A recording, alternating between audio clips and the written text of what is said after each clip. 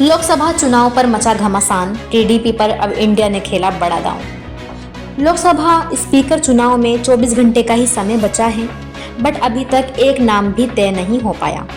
India गठबंधन अभी भी स्पीकर पद को लेकर बीजेपी के अंदर मचे घमासान को लेकर लगातार नजर बनाए हुए है। बीजेपी अपना स्पीकर बनाने में पूरी ताकत लगा रही है, तो वहीं दूसरी तरफ एनडीए में इसे लेकर अब तक सहमति नहीं बन पाई है। अभी तक टीडीपी की तरफ से बीजेपी को इजाजत नहीं मिली है। टीडीपी की तरफ से कहा गया है कि स्पीकर पद को लेकर एनडीए में सर्वसम्मति से ही उम्मीदवार का चयन किया जाएगा, जबकि दूसरे सहयोगी बीजेपी के उम्मीदवार का समर्थन करने के लिए तैयार नहीं है। यह साफ है कि स्पीकर का चयन का मुद्दा बीजेपी के लिए एक बड़ा मुद्दा बन गया है। राहुल गांधी ने तंज कसते हुए कहा था कि मोदी की बस एक ही चिंता है, किसी तरह से उनका स्पीकर बन जाए। लेकिन जिस तरह से स्पीकर को लेकर एनडीए में एक पेंच फंस गया है, उससे मामला उलझता ही जा रहा है। दरअसल टीडीपी को बीजेपी की तरफ से डिप्टी स्पीकर का ऑफर दिया जा रहा है, तो वहीं इंडिया गठबंधन ने चेतावनी दे दी है कि अगर डिप्टी स्पीकर का पद कांग्रेस के खाते में नहीं आया तो इस बार संसद में परंपरा टूटेगी, और एक नहीं बल्कि दो परंपराएं टूटेगी।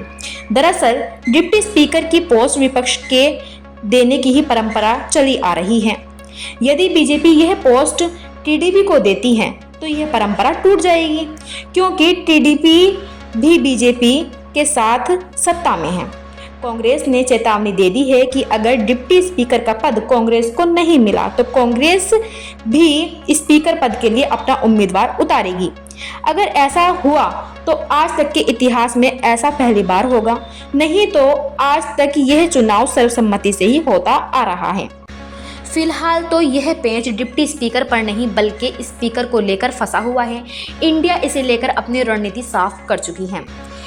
टीडीपी और जेडीयू को लेकर भी उसने खुला प्रस्ताव दे दिया है। इंडिया की तरफ से कहा गया है कि यदि टीडीपी और जेडीयू, जो कि एनडीए के दूसरे और तीसरे सबसे बड़े दल हैं और परंपरा के अनुसार स्पीकर को लेकर उनकी दावेदारी बनती है, तो इंडिया उनका समर्थन करेगा, भले ही उसे बीजेपी समर्थन करे या ना करे।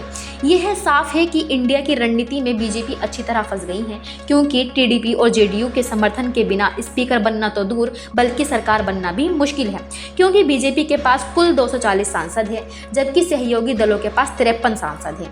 इसमें से भी टीडीपी के 16 और जेडीयू के 12 सांसद है। लोकसभा में बहुमत आंकड़ा 272 है। अगर टीडीपी और जेडीयू के सांसद अलग कर दिए जाएं तो बीजेपी के पास कुल 265 सांसद का समर्थन है, जो बहुमत से 7 कम है। वहीं दूसरी तरफ इंडिया गठबंधन के पास 236 सांसदों का समर्थन है।